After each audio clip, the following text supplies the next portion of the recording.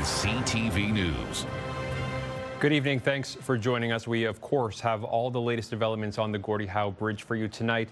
But first, we're learning tonight of a close call for a paramedic in Amherstburg forced to dive out of the way of an oncoming vehicle. Windsor police say two paramedics were returning to their ambulance after a call Monday afternoon when a car came so close one of them had to jump to safety. Investigators say the vehicle struck the ambulance, mounted the curb, and drove off. The driver, police say, later tracked down with a 39-year-old woman now facing charges of careless driving and failing to remain at the scene. Also in Amherstburg tonight, a rarely convened committee deciding what to do about one of the dogs seen attacking an 11-year-old girl and her dog last month. Here's CTV's Robert Lothian with the details.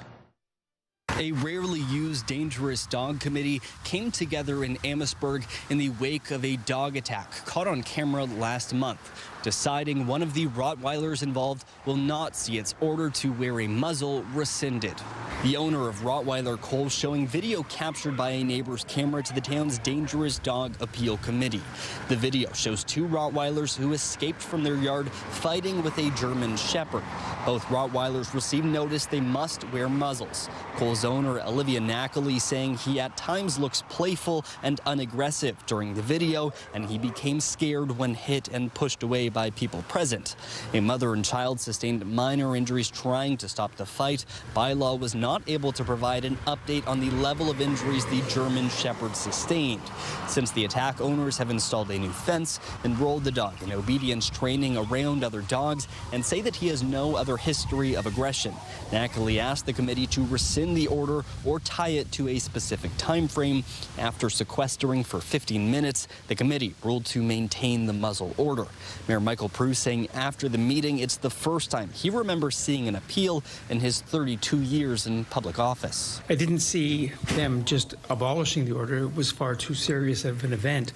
But they made the decision, and they made it in their best interest and what they thought was best for the community. And I will support them. The decision means that the dog must wear a muzzle whenever it is away from home. The owners are able to appeal this decision through the court system. Robert Lothian, CTV News.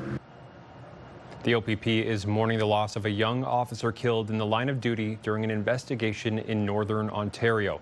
Constable Tarun Bali died after being seriously injured while officers were conducting an investigation near Hearst this afternoon. Bali was a member of the Dufferin Detachment who was deployed to the James Bay area and had served with the OPP for just 2.5 years. One person is in custody as investigators work to determine what happened. Now to the Gordie Howe International Bridge. CTV News Windsor has learned the span is expected to open to traffic at 6 a.m. Monday morning. But that date has yet to be confirmed officially, and there are new questions tonight about whether politics in Washington could delay things further. For more on the latest twists, here's CTV's Graham Richardson. If only the construction complexities of this massive project were the only obstacle. After decades of planning, years of construction, apparently the Gordie Howe Bridge is set to open between Windsor and Michigan. It's positive news. Obviously, the bridge will be open at the end of the week, and a symbol, but also a fact of cooperations between our countries. But in 2026, it's just not that simple. After blasting Canada over the bridge in February and threatening to block it because of trade disputes, the White House said despite the ribbon-cutting Friday, the president's position on the Gordie Howe Bridge has not changed. The administration remains committed to securing the best deal for the American people. So some kind of ceremony this week, but no official answer yet on when traffic will actually flow. Politics is getting weird, and I think that is the technical term these days. The bridge was paid for by Canada, American workers and materials were used, and it's partially owned by the state of Michigan. There is wide support for it opening on the American side, too. If there is a better deal to be had by the Americans, I have no idea what that would be. For those who fought for decades to keep the project going on the Canadian side, there is optimism. I'm surprised that it's been resolved as quickly as it has, and kudos to Canada and to our American friends who the many, many American friends who have long supported this project. But then again, maybe not. Well, I hope so. I really hope so that it's going to happen.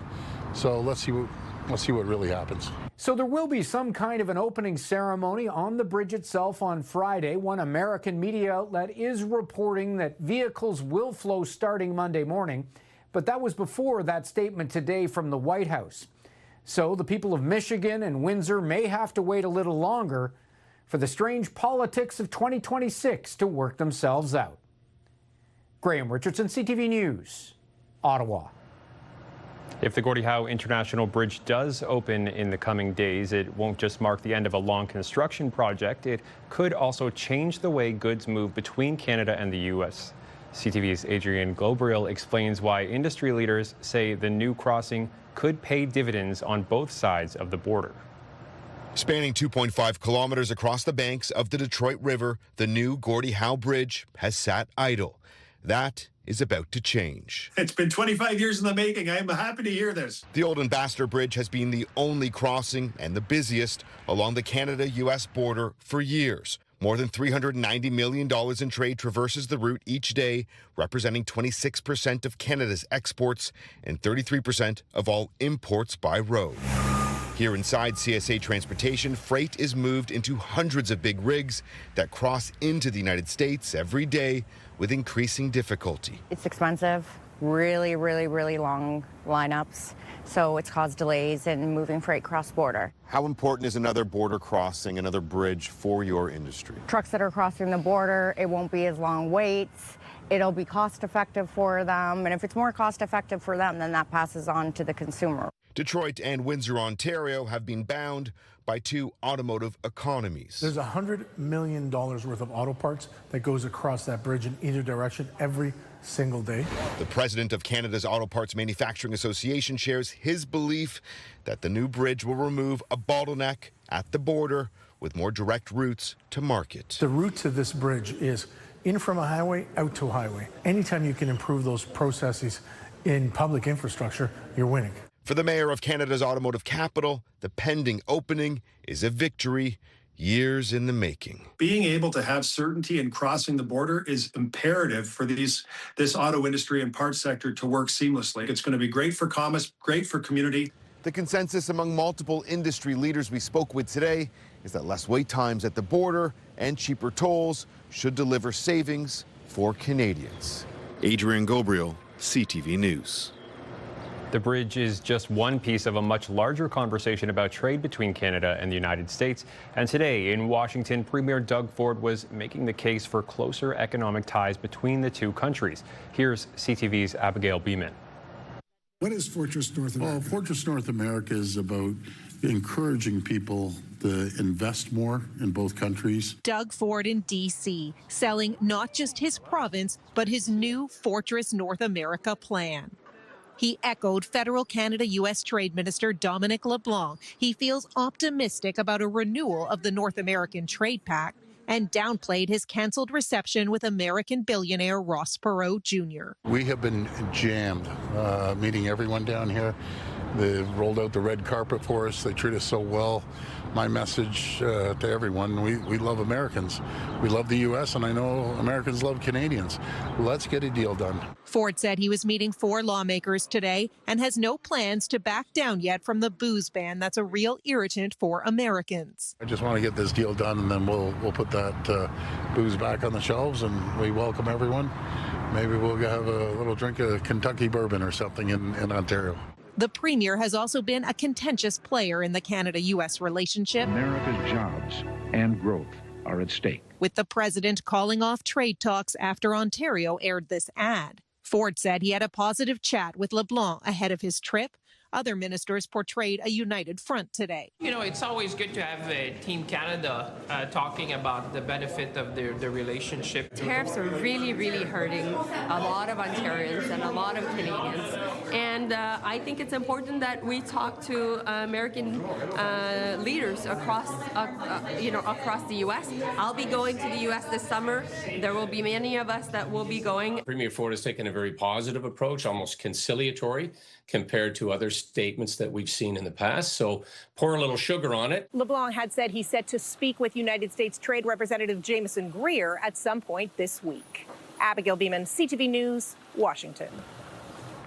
To the courts now, with a jury having now heard opening statements in the murder trial of a LaSalle man accused of killing a Lakeshore resident. Our Michelle Molesky has those details. 47-year-old Tony Bashara was shot and killed on January 20th, 2024, inside his home in Lakeshore. Today, in opening statements, the jury learned the shooting happened 2 hours after Mayer learned his wife was in an extramarital affair with Bashara. The Crown says they will present evidence about text messages Mayer allegedly sent to Bashara from his wife's phone that morning. "Everyone loses today," Mayer allegedly texted. "I'll speed up your karma. You should know better." The Crown says Mayer drove from his home in LaSalle to Bashara's in Lakeshore. Once there, they say video surveillance will show Mayer entering Bashara's home from the rear sliding door. That same footage captured the sound of 3 loud bangs, similar to gunshots, the Crown says. The jury has learned this handgun was found by police in the kitchen sink of Bashara's home. It is a legally registered handgun belonging to Glenn Mayer. A kitchen knife was also photographed on the floor of the kitchen with Mayer's fingerprints on it. The Crown also plans to show footage from inside LaSalle Police Headquarters 3 hours after the shooting. "It's murder. I'm involved," Mayer allegedly said to a police employee. Michelle Molesky, CTV News. A heat warning in effect across Windsor, Essex, and Chatham-Kent, but you probably already knew that because it's very hot. CTV's Stephanie Mazzotti takes a look at how people are handling the humidity. I feel dizzy, I feel dehydrated, I feel almost like a close to panic attack. Disappointment for Oleg, who traveled from Toronto to experience what Windsor and Detroit have to offer. It's 40, feels like 44 in Detroit. So our plan is ruined. I'm trying to make nice face, right, but I can't, unfortunately. So yes, it's very humid, it's very hot, and very, very unpleasant. I have water in my car. He's not the only one trying to keep cool during this humidity. Mainly like frequent water breaks and just kind of stepping into an air-conditioned space for a bit to just like cool off and take care of yourself mainly. Know when to stop and just bring a lot of water with you. Weather experts say previous temperatures make up for what we are now dealing with. I don't think anyone should be complaining because the last 14 days have been beautiful and comfortable. It has been summer-like but pleasant. Windsor police are reminding drivers not to keep pets in the car, and if you come across an animal in a vehicle, do not take matters into your own hands. A civilian that is not a provincial animal welfare inspector or a police officer doesn't have the authority to break a window and can actually be charged with mischief. Even though they're trying to rescue an animal. So please give us a call and we will take care of it. According to the Canada Safety Council, the temperature inside a previous air-conditioned vehicle could go from 35 to 50 degrees Celsius in 20 minutes. And someone deemed guilty of leaving a pet in danger could be slapped with up to 2 years in jail and or a $10,000 fine. As for Oleg, a final plea to the public. Please drink the water. Stay cool, stay in the car, and don't try to be a hero. Stephanie Mazzotti, CTV News. CTV meteorologist Gary Archibald has your full weather details coming up in 2 minutes' time. And still ahead, hoping to head out on a camping trip this summer, Ontario giving more options at provincial parks. CTV meteorologist Gary Archibald is here with our first look at the weather tonight. And Gary, we are talking about a heat warning. You're right about that. Heat and humidity combined when we have temperatures above seasonal by several degrees. Plus, anywhere from 60, 65 plus in terms of the percentages when we talk about humidity, that content of moisture vapor in the air we breathe. It inhibits our ability to cool down naturally with perspiration. That is why we talk about the humidex. And the humidex value, with temperatures like today being several degrees above norms, means that we're in an area where it could be a compromising situation health-wise for some, if not many. all of us can be subjected to stress from excessive heat and humidity combined, no doubt. So we got to look out for ourselves and each other. The feeling today, 29 degrees on the nose. We reached that average highs in that 24 to 25 range. Felt like about 36 to 38 between Windsor, Essex, Chatham, Kent, but officially the warning, although underway now, really ramps up tomorrow. Today, we saw scattered showers and thunderstorms across southwestern Ontario. From Michigan, parts of Indiana, we saw some significant thunderstorm activity. The worst of it stayed stateside. Good for us, but scattered showers and thunderstorms between now and tomorrow morning, say around 7, 8 a.m. are still possible. I think much of the midday and afternoon is just mostly cloudy, but humid. And speaking of humidity, it will be in that 68 to 70 range tomorrow. Really sultry. I mentioned the rainfall, the worst of it for us, at least on the Canadian side of the border, with that moisture and energy working through the region, heads towards just north and east of the GTA. So we are left with very warm, muggy air right now, and air quality is likely to deteriorate for Wednesday, Thursday as well, just exacerbating the circumstances, obviously. 21 feels like about 28 tonight. That's the low before dawn, technically, tomorrow morning.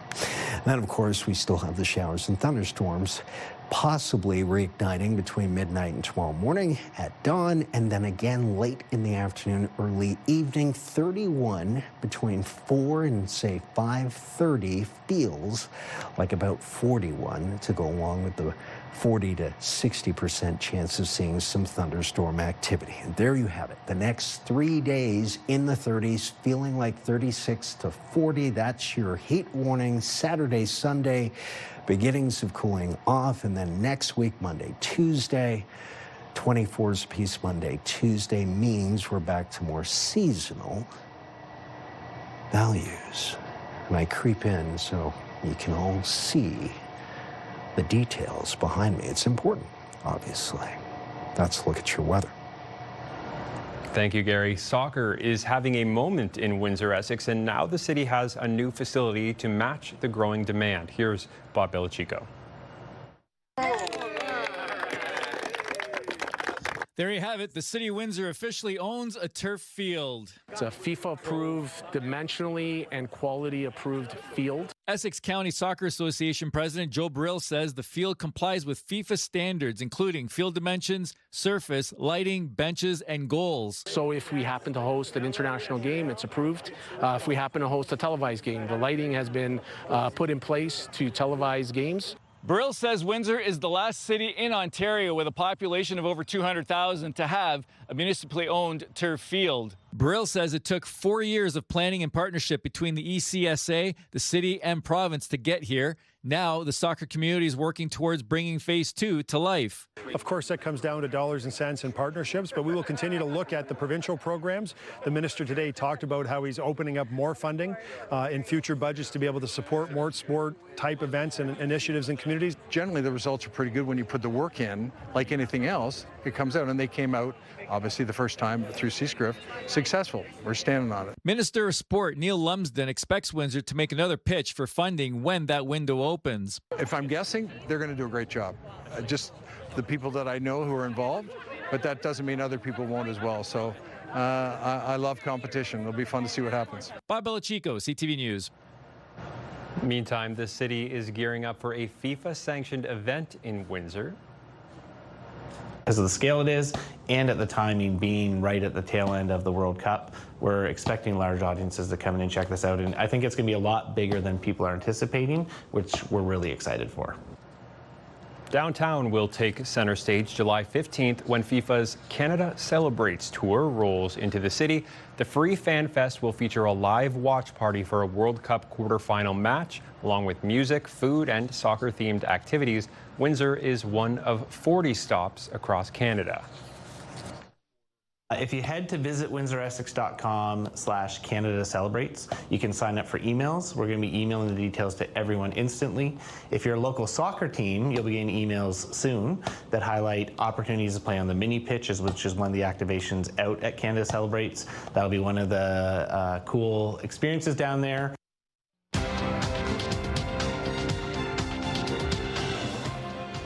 The TSX fell 67 points, the Dow added 86, but the Nasdaq dropped 251.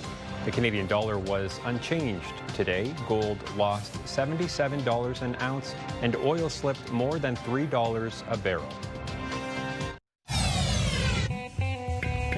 CTV News Windsor has launched a newsletter helping you start your day with the latest local news. By signing up, you'll get direct local content straight from CTV Windsor to your inbox, including top stories, the forecast, and videos. You can sign up at ctvnewswindsor.ca.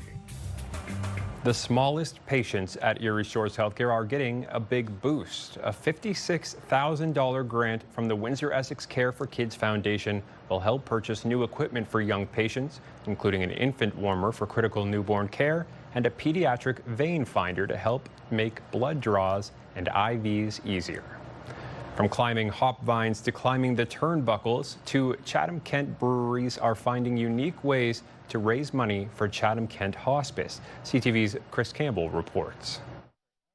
It starts with a race to the top. At Red Barn Brewing, hop vines are climbing skyward. And for a donation, supporters can adopt one, give it a name, and cheer it on all summer long. The idea is customers can come in, donate minimum $25, and they get to go through the hop yard and pick whichever hop they think will be the quickest to the top. And yeah, it's just raising money for a great cause. The idea had been brewing for years before finally taking root. Proceeds will support Chatham-Kent Hospice. Everyone seems to rally behind the hospice. It's such a great cause. Not far away, another local brewery is taking a very different approach. Instead of hops, there will be headlocks. Sons of Kent is teaming up with Maple Leaf Pro Wrestling for Headlocks for Hospice, bringing live wrestling action to the brewery's backyard in July. We want people to come and enjoy themselves, enjoy their wrestling, enjoy some cold beverages, some good food, some laughs, and also the donation to the hospice. And whether it's cheering on a hop vine or cheering inside a wrestling ring, community-led fundraisers have become a vital source of support. So this community fundraisers made up almost $400,000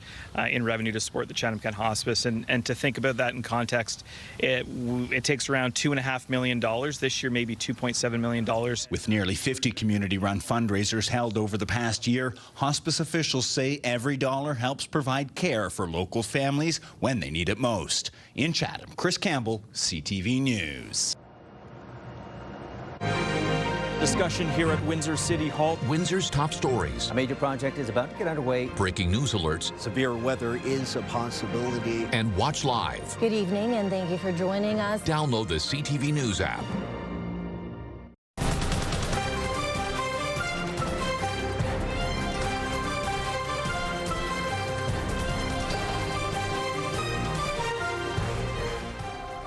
CTV meteorologist Gary Octwald is back for another look at the 7-day forecast. And Gary, a good week to bring back the air conditioning. You're right. And on top of that, staying hydrated, really important. So a bottle of water or chilled water is recommended, because tomorrow afternoon is going to be one of those afternoons that I personally don't like. Some people love it. Hot and sultry, as if you're in Thailand on a beautiful beach, right? Where temperatures are frequently in the mid-30s with humidity and making it feel even warmer. Heat warning is serious business. So, in all seriousness, staying hydrated is important. And of course, making sure we don't overdo it, especially for those who work outdoors, landscapers and contractors and the like. And of course, students. Melt those temperatures. Low 30s, feeling like about 36 to 42 over the next 3 days. Cooling off towards the weekend, showers on Sunday, and then Monday, Tuesday, back to more seasonal temperatures. In fact, it'll be maybe even a degree below seasonal Monday, Tuesday. 24s apiece.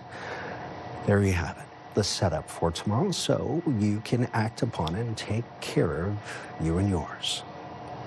Have yourselves a good night. Travis?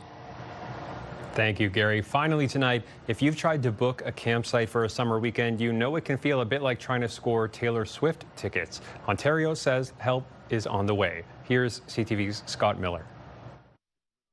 Nearly 14 million visitors stayed in an Ontario provincial park last year, the most campers ever. Many parks reach capacity during peak seasons, which is wonderful in one sense, but it means there are families who want to spend a weekend under the stars and they can't always find a site.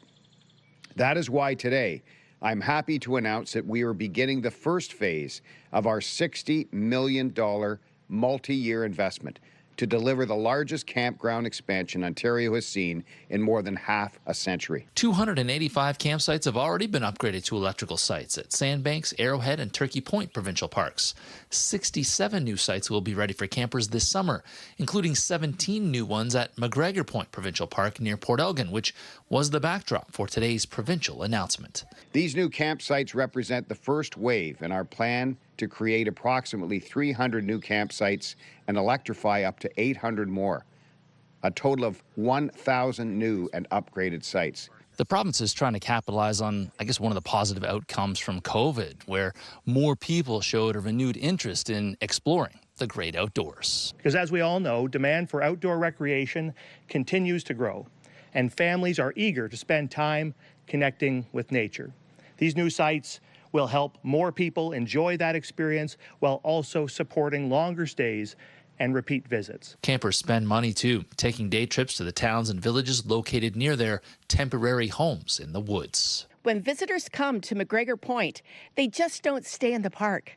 They visit our local shops, they buy groceries, they dine at our incredible restaurants, and they support our businesses right across the region and throughout Ontario. Reservations for the 67 new Ontario campsites open June 15th. It's time to start planning your next visit to Ontario parks. Near Port Elgin, Scott Miller, CTV News. That's our time for tonight. I hope you'll join us tomorrow. For now, I'm Travis Fortnum. Take care.